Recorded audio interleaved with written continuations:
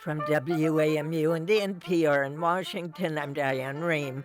President-elect Trump says he'll nominate retired Marine General James Mattis for Secretary of Defense. Mattis will need a waiver from Congress in order to serve. During an election victory tour in Indiana, Trump praised the deal he struck with the Carrier Corporation and warned companies who move operations overseas they'll face consequences. The FBI says the Ohio State attacker may have been inspired by al-Qaeda. The U.S. economy added 178,000 jobs last month, and the unemployment rate declined to the lowest level in 9 years. The Domestic Hour, the Friday News Roundup, after this update.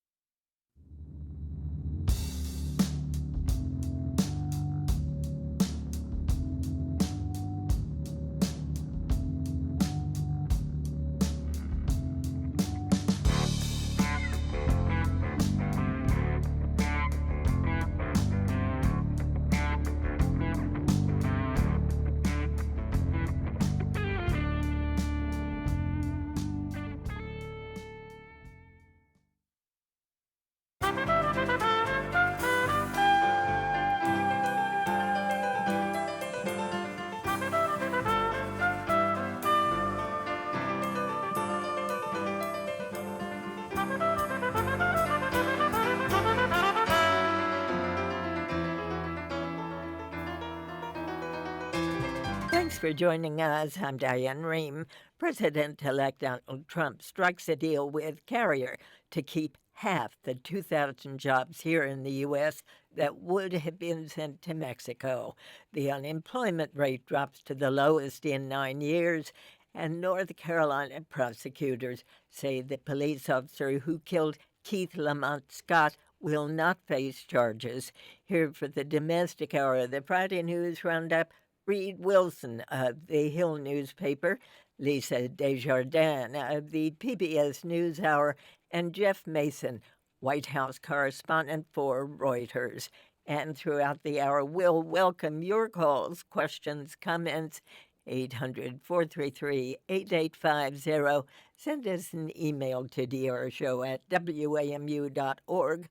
Follow us on Facebook or send us a tweet. And it's good to see all of you. Good to be with you. Great to be here. And Lisa, we have a November jobs report, a very strong one. That's right. The unemployment rate has now fallen to 4.6%.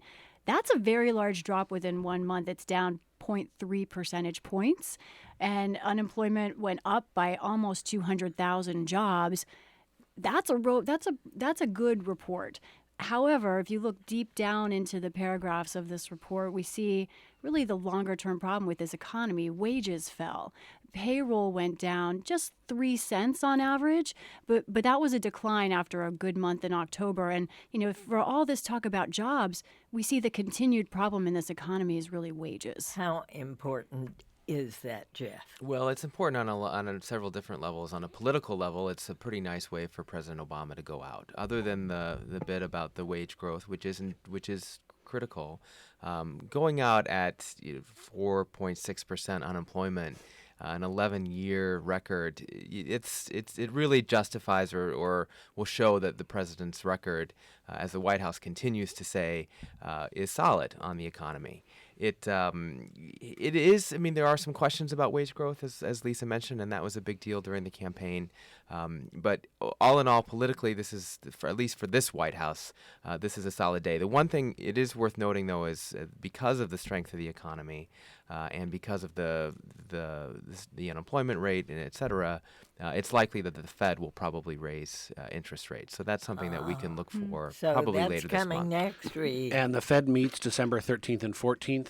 They are concerned. Some members of the Fed have been concerned for a few months now about the rate of growth of the economy. An economy that grows too fast can lead to a worse downslope on the back end. And so the Fed may act in the next few weeks to reduce rates. In fact, a lot of the analysts that I was reading this morning are pretty much convinced now that because of the strength of this jobs report, a rate hike is almost baked in. And we see now, at least in the morning trading, that the Dow is down a little bit. Traders don't like it when the rates increase. All right, let's talk about the Trump team and the latest James Mattis for Defense Secretary. Tell us about him, Jeff. Known as Mad Dog, President-elect Trump decided last night during his rally to say secretly, just to the crowd. Secretly. Don't he said, tell anybody. Keep it amongst us, even though this is being broadcast on many networks, that this is who my choice is for Defense Secretary. This is someone with a background on the battlefield in Iraq and Afghanistan. It's a signal that a President Trump will move away from President Obama's sort of reliance on allies to check aggression by Russia and Europe, to check aggression by China and Asia. Also choosing somebody who is very hawkish on Iran. Which is what got him fired from the Obama administration. What stood out to me in looking into James Mattis yesterday was he came out, and this is something worth reading, just in the last couple of months, he co-authored something called A Blueprint for American Security. And if you read that, some of the standout quotes from that say, we must be capable of placing our security above other things we value, understanding that in the absence of security, all else is moot.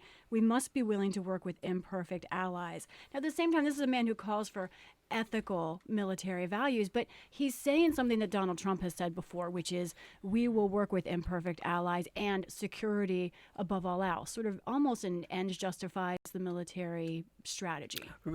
Doesn't he also disagree with torture?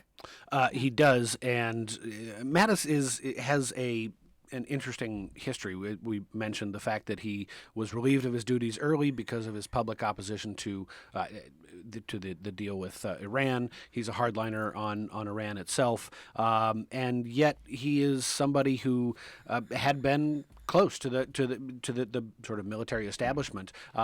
Notable, I think, that Donald Trump spent part of the campaign talking about how much more he knew than the generals. Now he has picked a general to run the Pentagon and a retired general to be his national security advisor. And there is another general in the mix, retired General David Petraeus, who is in the mix for Secretary of State. It's important to note, too, that Mattis would require a waiver to become Defense Secretary. Congress passed a law in 1947 that required essentially a cooling off period once you retire from the military. It was initially 10 years. That was amended to 7 years back in 2008. Mattis has not been retired for 7 years. He retired in 2013. So before he is confirmed as Secretary of Defense, Congress will need to pass a separate waiver. Some folks have brought up opposition to such a waiver because of our tradition of civilian control of the military. Senator Kristen Gillibrand, who's a senior member of the Senate Armed Services Committee, a Democrat from New York, tweeted last night that she would not favor a waiver for James Mattis. How interesting. And to what extent are others going to oppose a waiver? He certainly will have, it seems he's going to have very strong support from Republicans in Congress. And I think the question is what the Democratic leadership, especially newly incoming Democratic leader for the Senate, Chuck Schumer, how he handles this. Chuck Schumer is a man who has shown over the last 5 years that he's wanted to create an image of working across the aisle and someone who chooses his battles. Will he choose this battle? It's a big question. All right, and on to his economic team.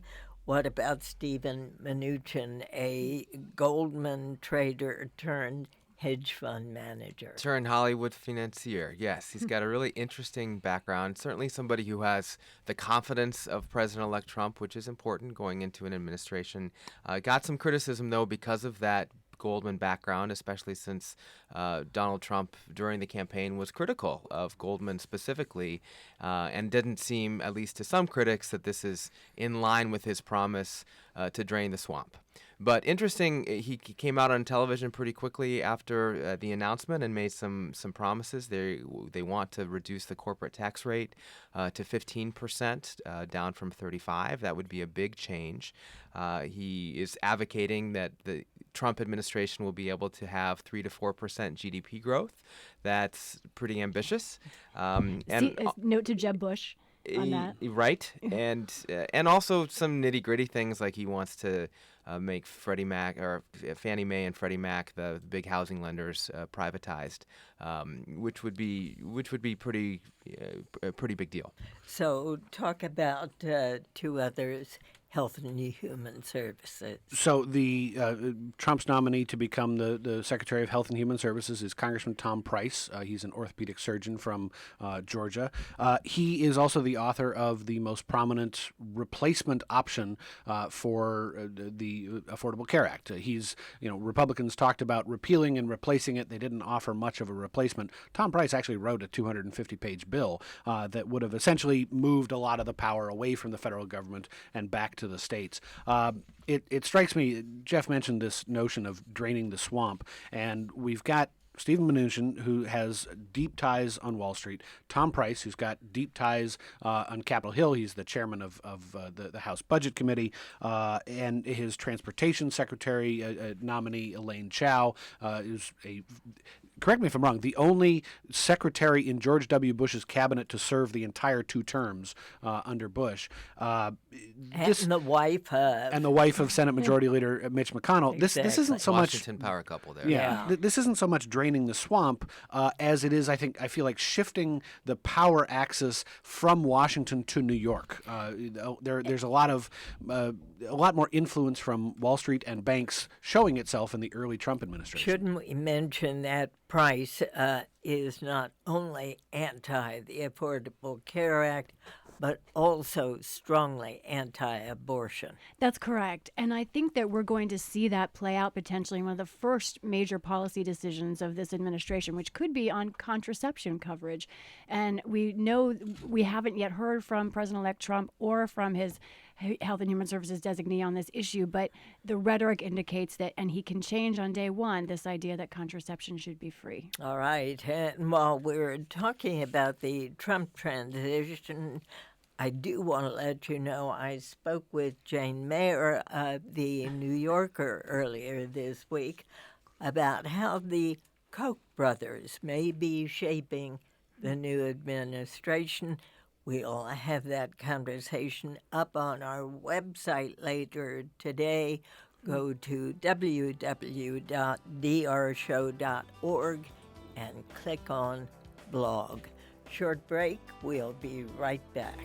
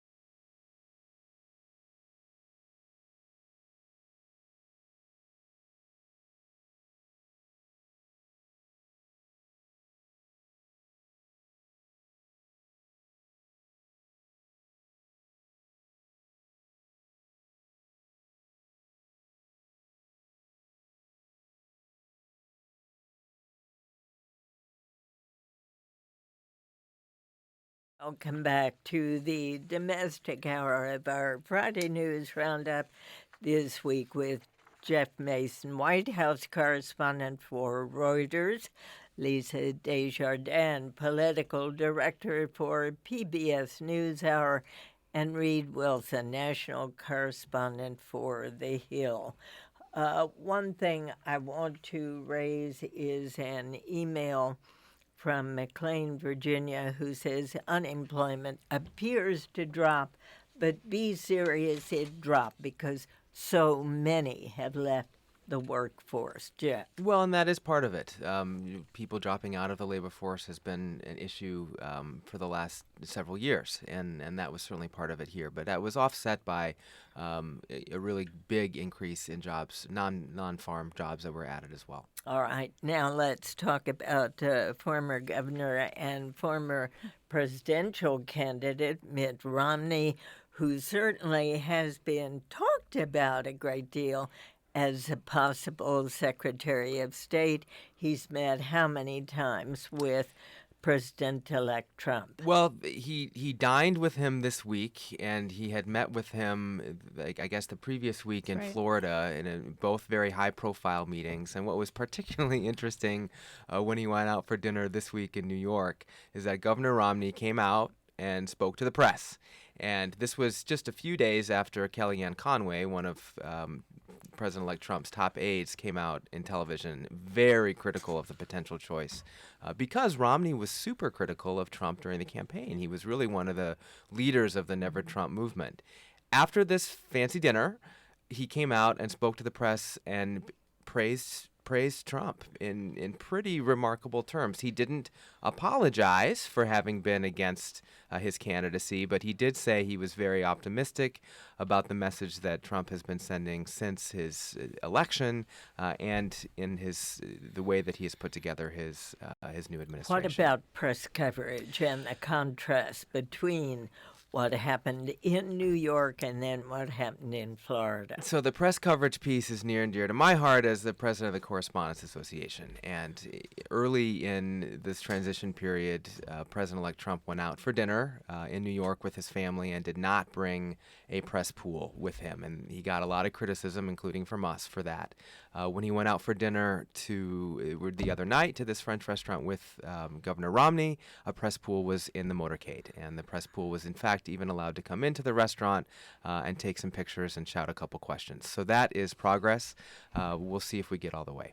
But at the moment, the debate over who the next Secretary of State is going to be is down to sort of four finalists. So Romney is among them, former New York City Mayor Rudy Giuliani. I mentioned David Petraeus earlier, and then Senate Foreign Relations Committee Chairman Bob Corker. And to me, this sort of feels like what Trump has done in the past, where he will he sort of keeps his enemies closer. And he has, Mitt Romney was unabashedly anti-Trump on the campaign trail during the primaries. He didn't say much during the general election. But if he is not given this job, it's going to be the latest example of a Trump opponent who has been left twisting in the wind once again, given some measure of payback. I also think don't underestimate in this decision how much Donald Trump thinks about stagecraft.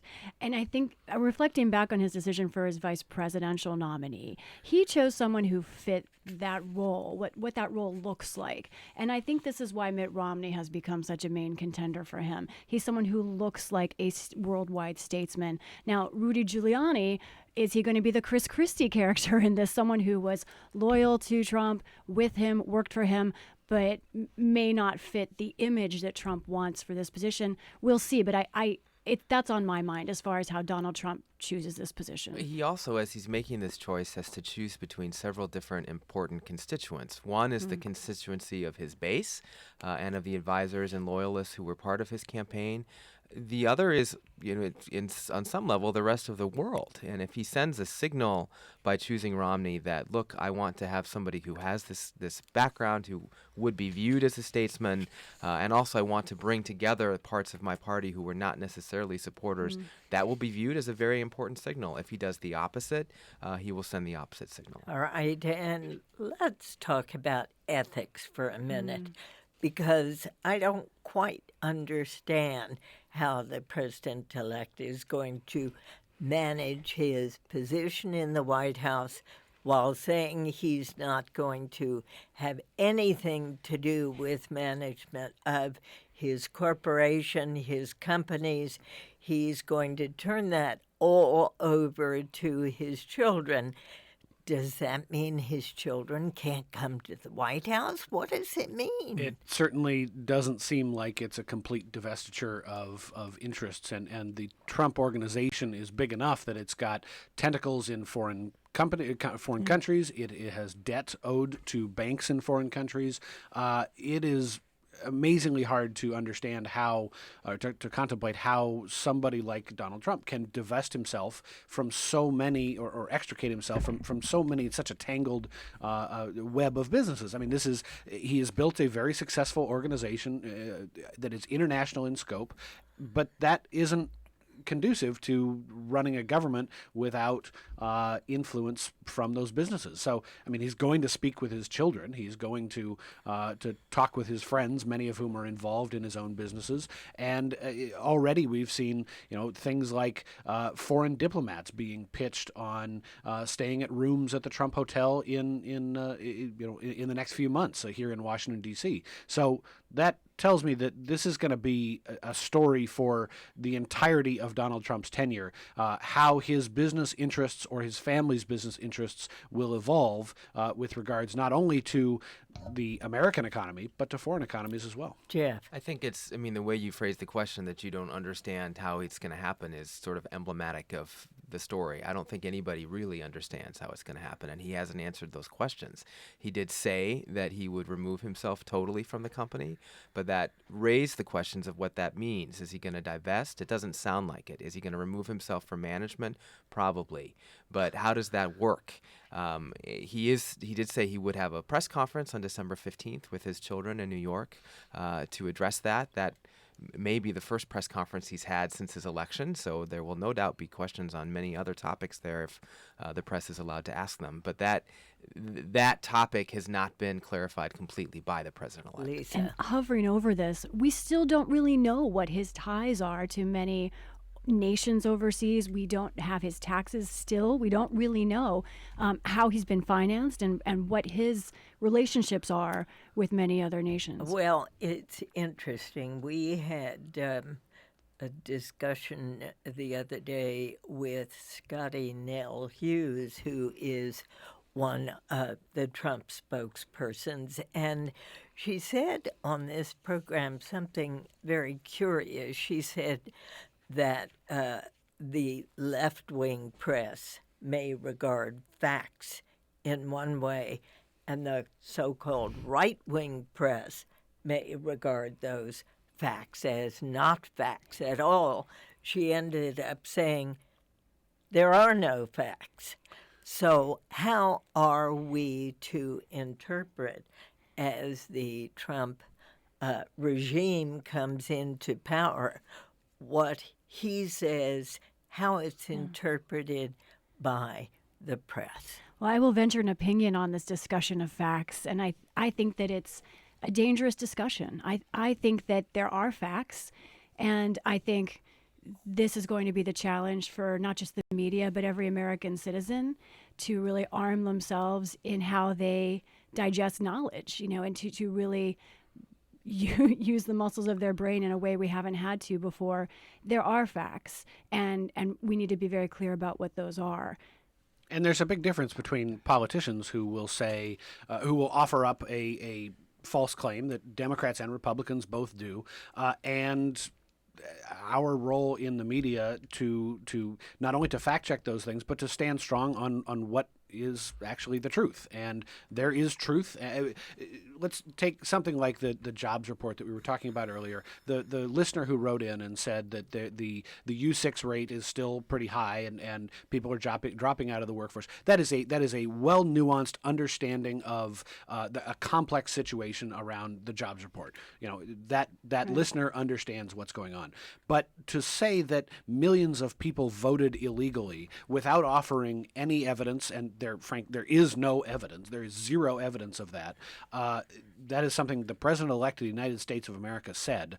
It is demonstrably untrue, and there is a big difference between interpreting nuanced information and simply saying things that are not true, and it will be incumbent on us and on everybody in the nation for the next 4 or 8 years to understand that this person has said things that are not true and continues to do so. But there may be an awful lot of people out there who, hearing Donald Trump say there are millions of illegal voters out there who should not have had their votes counted, there are millions of people who believe that.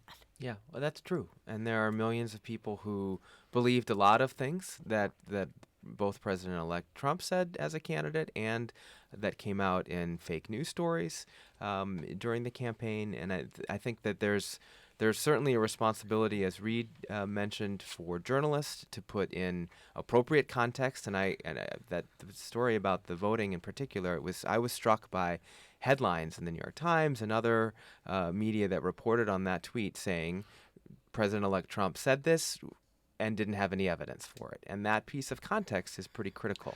One thing that surprises me about all this, the things that a President Bush said or a President Obama said are so widely listened to, and they're vetted by fact checkers within the White House. They're vetted by speechwriters. There are moments when a speechwriter will demand that a line be taken out of a speech because it's not 100% crystal clear, accurate truth. That process does not exist with Donald Trump. And I really wonder in the next 4 or 8 years how the norms that the White House has set up and how this amazingly powerful bully pulpit is going to be used by somebody who is not following the very careful procedures that other presidents have followed. Does that make all of us, newspapers, television programs, with perhaps the exception of Fox, irrelevant? If you've got people who are saying, what you're saying doesn't matter to me because I heard Donald Trump say something else. No, it doesn't. But I think what it does is it sort of elevates this challenge that the media has not quite yet risen to, which is how to cover this very different kind of politician. What would you do differently? Yeah, I've had a lot of conversations in the last couple of days with my colleagues trying to sort that out. And I think one thing we have to point out is that Donald Trump himself now has admitted yesterday that he speaks in euphemisms. When he says something that sounds literal, millions of voter fraud, millions of votes are fraudulent. He's now saying, "Oh, I didn't mean that literally." That is a difficult problem, and we have to figure out how to get at that. And you're listening to the Diane Rehm Show. We have a recount going on in Wisconsin. Instigated by Green Party candidate Jill Stein. She's petitioned for recounts in 3 battleground states, Michigan, Pennsylvania, and Wisconsin. She's raised the $6 million to do it in Wisconsin and more. So is there any chance that there was actual hacking into these voter machines? Almost certainly not. Voting machines across the country are kept separate from the internet. They're not physically connected to the internet, so you would need to have a physical presence in the room where any of these machines are located to change the numbers.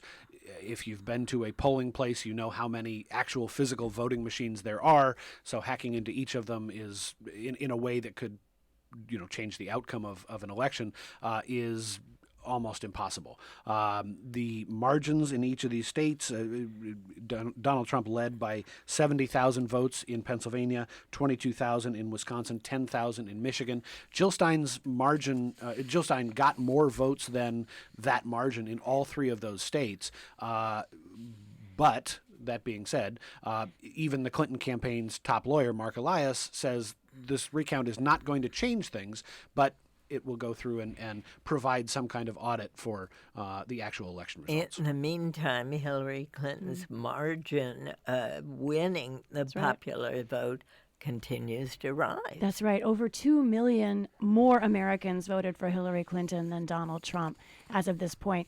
On the recount, we do actually have the first day's results of the Wisconsin recount, and very little change. In fact, but the biggest beneficiary was Jill Stein herself. She picked up 17 votes on day one.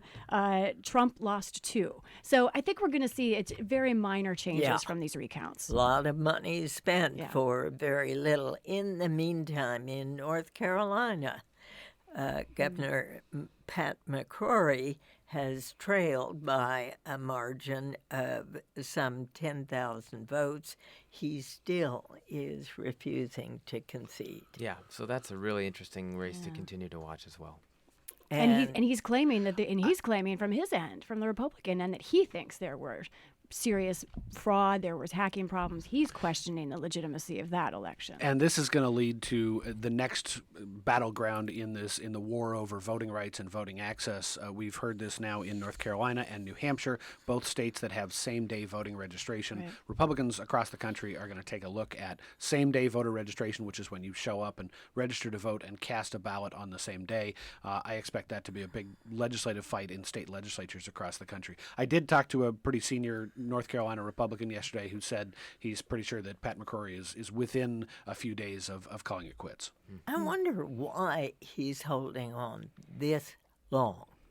Well, it's tough to lose, and and by the way, And when it's that close. McCrory was losing by polls showed him trailing by a wide margin. Then on election day, he came really close. His margin was only a few thousand votes. That margin has grown over the last couple of weeks. It's tough to accept losing. All right, and the House Democrats re-elected Nancy Pelosi. Nancy Pelosi did not lose. She won with 134 votes to 63. That 63 vote number is higher than the roughly 40 or so votes that voted against her when there was a challenge 6 years ago.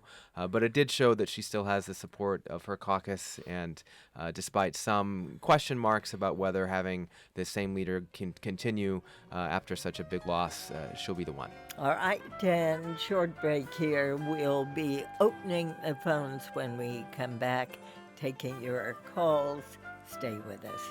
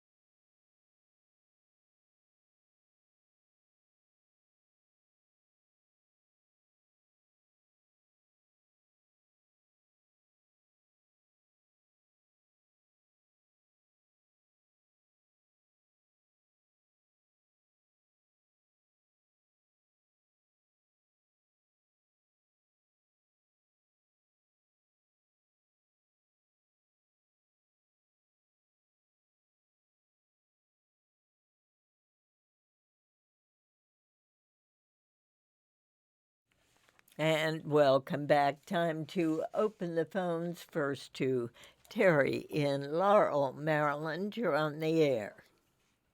Thanks, Diane. Sure. I wanted to call in about the Secretary of Defense nominee, General Mattis.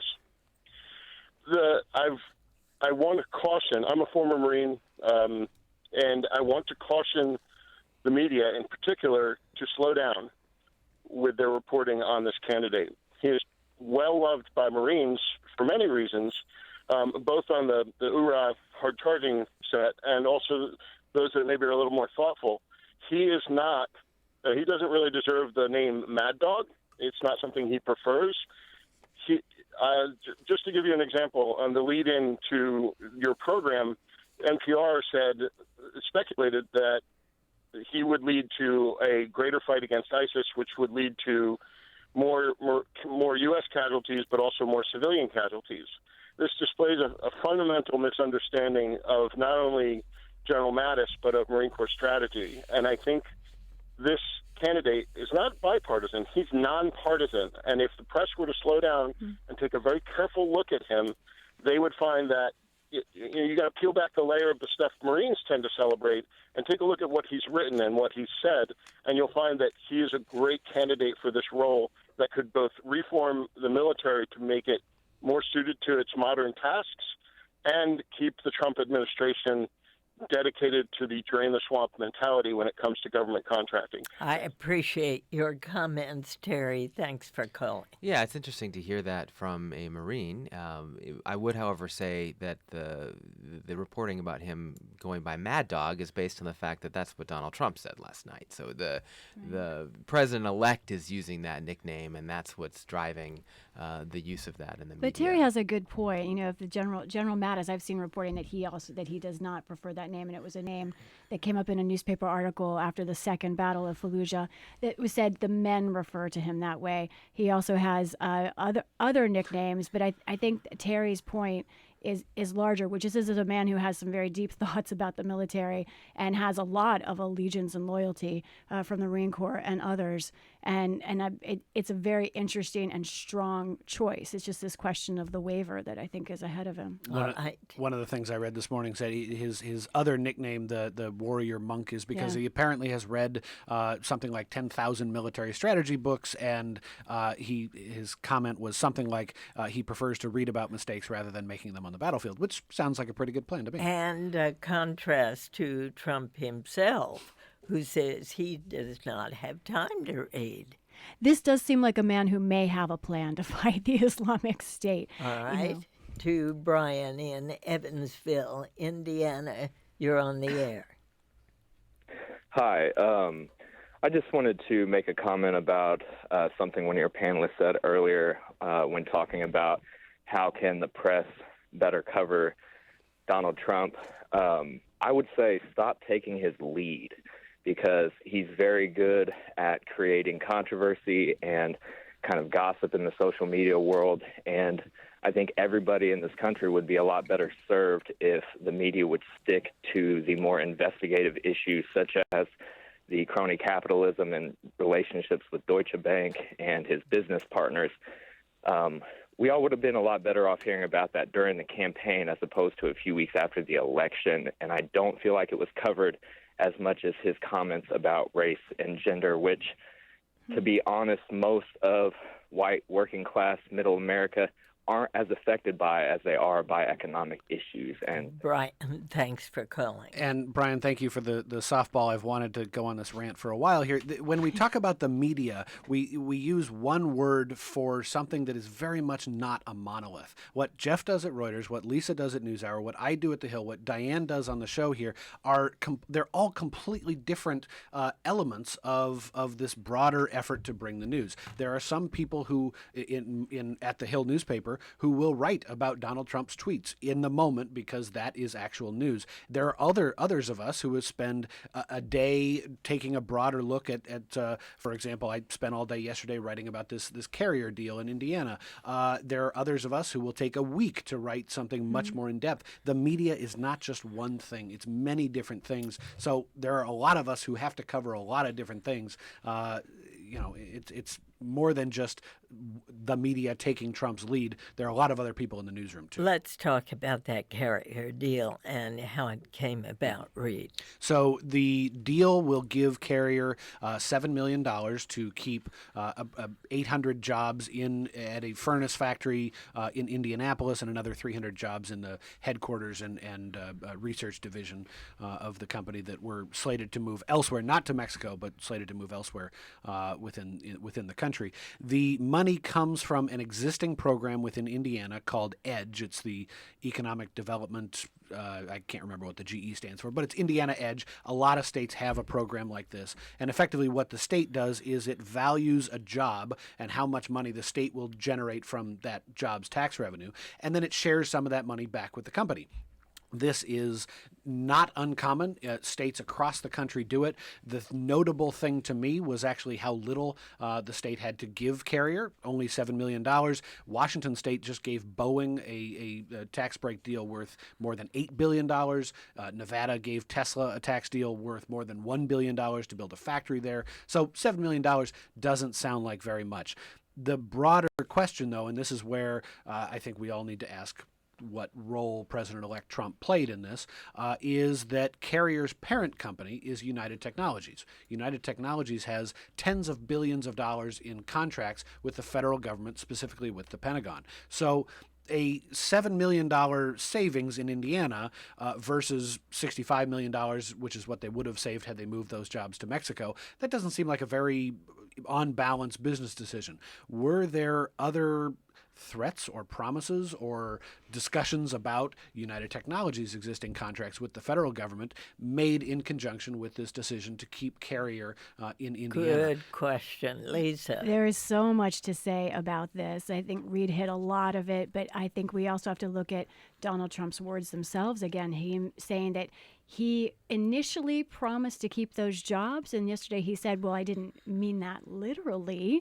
But then I heard the replay of those words in a television news piece and thought, oh, I'm going to get involved. So that tells us something about Donald Trump and his words. We also know about Donald Trump, the tactician, and Donald Trump, sort of the theatrical manager. The question is, how much did Donald Trump make this deal come to life, or was it something already going on in Indiana? The last thing is, there are other plants in Indiana, in fact, across the street from Donald Trump's event yesterday, were workers from another plant who are losing their job. And here's the trick. Manufacturing in the United States actually is on the rise in terms of how much business it's doing, but the number of jobs is going down. So, and most of those manufacturing plants, Diane, 98% of them are small, not even as large as Carrier. So turning around manufacturing in this country is the business of 300,000 different businesses. And Donald Trump can't possibly negotiate with each one. Of course not. Well, and just to loop back the conversation to the caller's question about the media, there are lots of questions about this deal. There are lots of questions about the transition. There are questions about the cabinet that the president-elect is putting together. Reporters need to be allowed a chance to ask the president-elect questions, and there hasn't been a press conference yet. Right. This press conference we talked about earlier that's coming on December 15th will be about the company, but the press needs to have an opportunity to serve its role as a truth seeker, and part of that is being able to ask the principal, in this case Donald Trump, questions about what he's doing. All right, to Tim in Warren, Michigan. Hi there, you're on the air. Hi, Diane. Hi. First thing I want to say before I get to my question is I'm really going to miss you when you leave because I consider you to be a national treasure. Thanks. Anyway, you guys were talking about... By the way, I am going to be doing a weekly podcast, so you won't miss me altogether. Oh, all right. Excellent. Good. Now, here's my question comment. Basically, you guys were talking about facts earlier in your panel. Basically, my thing is this. You're entitled to your own opinion, but you are not entitled to your own set of facts. For example, on the climate change thing, the only debate there is on that is in the political arena. It is settled science. When someone says a comment that's blatantly false, folks in certain areas of the press need to call them on it. For example, if someone came right out and denied the Holocaust, nobody would accept that. And I will take my comments off there so we can get to another caller. Thanks a lot. Right. I think he raises a very fair point, and I thought Brian in Indiana, when he said, stop taking Donald Trump's lead, I mean, I think that's something we have to every day recognize. And even in this Carrier story, you know, we need to look at what the details were of this deal, but we also need to provide more context. The overall narrative Donald Trump is giving the country is that manufacturing is dying, but that's not actually borne out in the facts. Some facets of manufacturing are dying, and it's bad for workers. But the manufacturing industry itself, the owners of that industry, they're doing well right now. So we need to really look at the context of what's happening in our economy, not just the easy headline. Read earlier this week, a student at Ohio State attacked 11 people on campus before being shot by police. What is the latest? Is there any indication he had a relationship or was influenced by Al-Qaeda? No and yes. So Abdul Razak Artan was killed after attacking these students at Ohio State. Before he left his house that morning, he wrote on Facebook that he was angry at the treatment of Muslims in the United States. And there is some indication that he was influenced by the Anwar I can never pronounce it. Awlaki. Sorry. There you go. Yeah. I'm just terrible at pronouncing that name. Anyway, there is indications that he was influenced by the terrorist who was killed in a drone strike a few years ago. The Islamic State has claimed responsibility for the attack. There's no evidence that they had some kind of direct connection to this young 18-year-old student itself. And this is what American law enforcement fears most, is the person who radicalizes himself or herself online by listening to the speeches on YouTube or any of the social networking channels that are available, and then pops out of the woodwork with no warning signs whatsoever. And there are no indications that this person who had transferred to Ohio State from a local community college, so he had some success in American society, had then self-radicalized without warning any law enforcement figures, which is what worries people in the long run. And yet another tweet from Trump saying ISIS is taking credit for the terrible stabbing attack at Ohio State University by a Somali refugee who should not have been in our country. Lisa. We're going to watch very closely how Donald Trump handles immigration as is related to the war on terror. And he has had several different standpoints on that over the last year, going everything from an all-out ban to a possible registry to a country-by-country ban. And I think it's going to be one of the biggest early decisions of his administration that will forecast the atmosphere for the next 4 years. And you're listening to the Diane Rehm Show. Lisa, let's talk about the 21st Century Cures Act. What is it? Oh, I'm so happy we're talking about this. This is one of the largest, least talked about actions in Washington in probably the last 2 years, maybe the last 4 years. This is a very large medical innovations bill that is bipartisan. It passed through the House yesterday with barely any opposition. Republicans and Democrats came together. And, from the Democratic side, this would infuse some $5 billion with a B dollars in funding for NIH. That includes that cancer project from Joe Biden, the cancer moonshot, that's getting funding. Also Alzheimer's research, tremendous amount of cash going to NIH here. On the Republican and business side, this also changes some of how drugs are regulated and how quickly drugs can come to market. It speeds up how quickly some drugs can come to market, makes the testing process in some cases shorter. Now, that is something that has brought a great deal of opposition from people like Elizabeth Warren, who say this bill is a giveaway to drug companies. However, it does have tremendous support in Congress, and the president is likely to sign it. So it's something to pay very close attention to. And one final subject, the Charlotte police officer who fatally shot Keith Lamont Scott in September is not going to face criminal charges. How did officials reach that decision? So the official said that he acted lawfully when he shot this gentleman, that there were at least 10 times audibly where police were heard asking him to drop his gun. And so that it was justified what he did, and that's how they got to that conclusion. But they were concerned about that because of the demonstrations that followed the shooting that turned violent in some cases, and there was concern that might happen again because of these. And there was a gun. There was a gun. There was. They say that he bought a gun potentially to deal with another kind of farther removed member of his family he was concerned about. It's not clear, but they say just a few days, I think a week and a half before the shooting, he had purchased the gun. That was part of the disconnect. His daughter had done the Facebook Live video in which she said he doesn't own a gun. That was part of the anger, saying this is a man that didn't own a gun. The police say he did and that he had it with him. Right. This is an ongoing issue that is sort of the trust that Americans have in their institutions.